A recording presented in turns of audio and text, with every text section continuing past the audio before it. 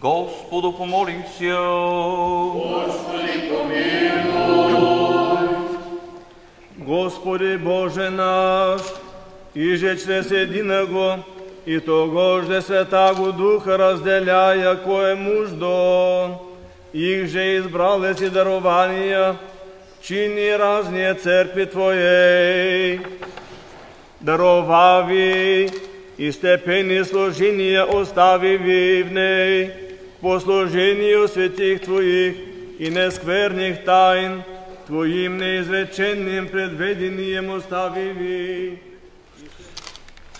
Светите богопроповедни апостоли и богородни църковни отци са установили и изповядали никой да не се удостоява с дара и благодата на свещенослужението без предварително дълбоко изпитание, за да се извършват божествените таинства от недостойни люди. Съгласно това указание дойде при мене и благоговейния мъж Данаил Иванов Големехов от град Якоруда и заяви, че желая да приеме свещенически чин, като ме помоли да изслушам неговата сърдечна изповед.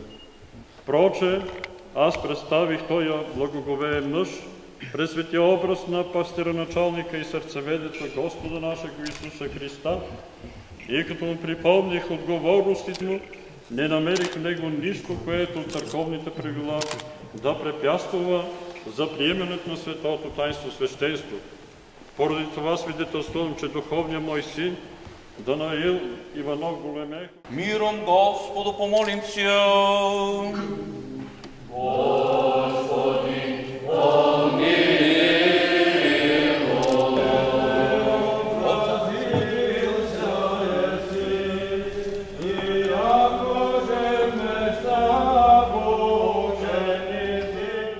Боже, насади десница Твоя. Многое лето владыко. Архиерейство Твое, високо просвещени владыко, дабы Господу царствуе, сега и Христе во веки веков.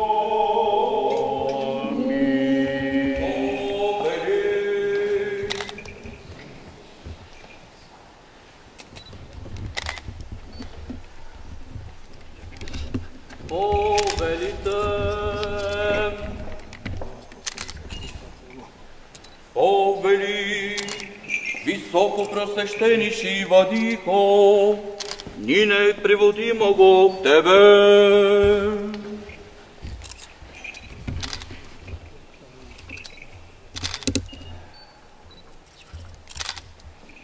Во имя Отца и Сина и Святаго Духа, возлюбени в Господа, братя и сестри, днешния ден е знаменателен за всички нас, живеещи в тази епархия, в страната ни, а и за всички православни християни в целия свят.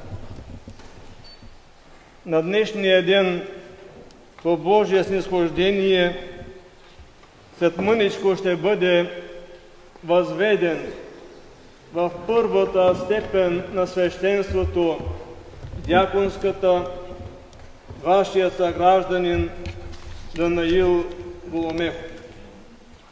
Преди да извършим това страшно и в същото време спасително таинство за всеки православен християнин, като архиерей съм длъжен да се обърна с няколко думи към Даниил, да му припомня някои неща и това, което ще стане след мъничко с него и какво трябва да прави той като свещенослужител. Обични в Господа Данииле, Господ чу молбата на твоето сърце и сърцето ти откликна на зова Господен.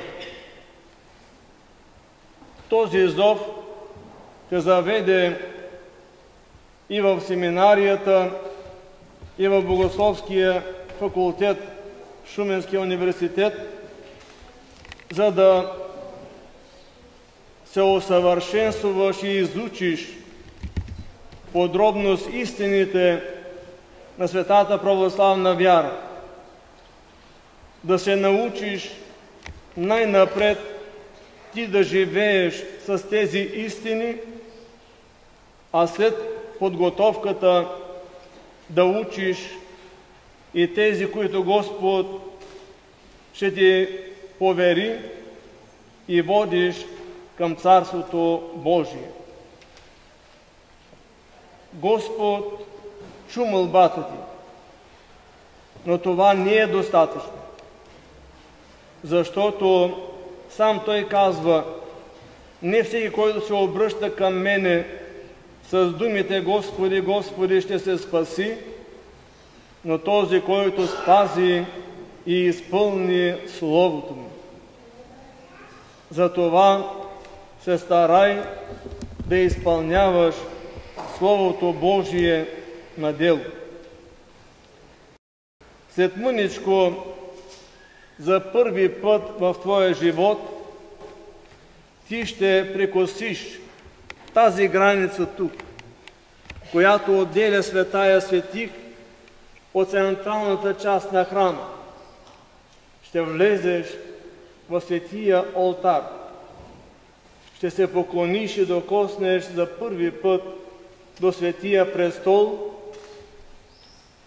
който е престол Божий, в същото време е гроб Господен и ръка Господня, защото на нея се извършва светата безкръвна жертва, превръща се обикновения хляб в тяло Христово и обикновеното вино в кръв Христова, с които се причащаваме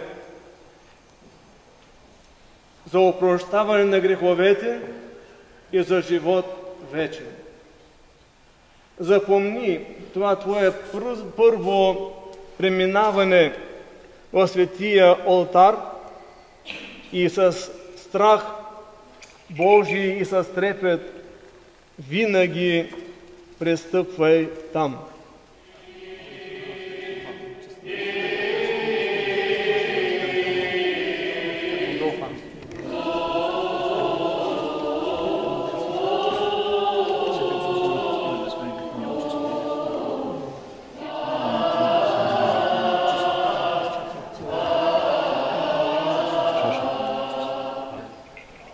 Достоин! Достоин!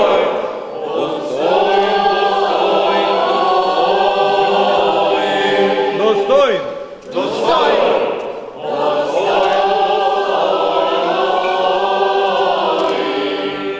Господ да го укрепява в искрено и редно служение на Светия олтар.